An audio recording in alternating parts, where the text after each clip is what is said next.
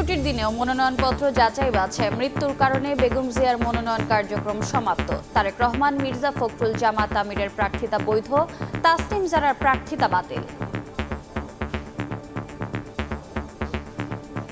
বগুড়া ৬ সংসদীয় আসনে মনোনয়নপত্র দাখিলকারী জনাব তারেক রহমান মনোনয়নপত্রটি গ্রহণ করলেন। আওয়ামী আমলের নির্বাচনের সময় আমরা দেখেছি প্রশাসনের দলীয় আচরণ, এবং এখন আমরা দেখছি তাদের একটা নিউট্রাল আচরণ। প্রত্যাশা ব্যক্ত করছি যাতে করে পক্ষপাতহীন প্রশাসনের মাধ্যমে নির্বাচনটি পরিচালিত হয়। নিরাপত্তা নিয়ে আমরা শঙ্কিত রয়েছি এবং যারা আমাদের সাথে কাজ করছেন তারাও নিরাপত্তা নিয়ে শঙ্কিত রয়েছেন। আপিল করার প্রক্রিয়া আমরা ইতিমধ্যেই শুরু করেছি।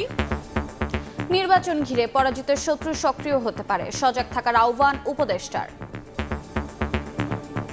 নির্বাচনটা আয়োজন করছি একটা গণ অভ্যুত্থানের শক্তির উপর দাঁড়িয়ে। সেখানে পরাজিত শক্তি কিছু বাধার সৃষ্টি করতে পারে, সে বাধাগুলো আমাদেরকে মোকাবেলা করতে হবে। বেগম জিয়ার সমাধিতে আজও নেতাকর্মী ও সাধারণ মানুষের ঢল। আপসহীন নেত্রীর দেখানো পথেই এগিয়ে যাওয়ার প্রত্যয়। গুলশান কার্যালয়ে তারেক রহমান।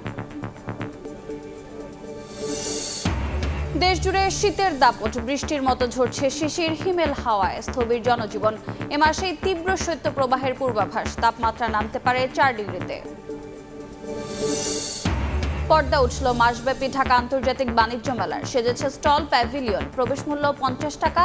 পেপার ও প্যাকেজিংকে বর্ষপণ্য ঘোষণা।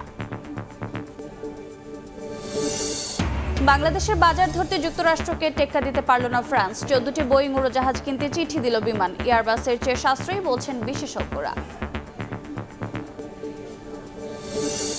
এবং রাজনৈতিক টানাপোড়েনের বলি মুস্তাফিজ। খেলা হচ্ছে না আইপিএল ভারতে। প্রতিবাদের মুখে কেকেআর স্কোয়াড থেকে কাটার মাস্টারকে সরিয়ে দেওয়ার নির্দেশ বিসিসিআইর।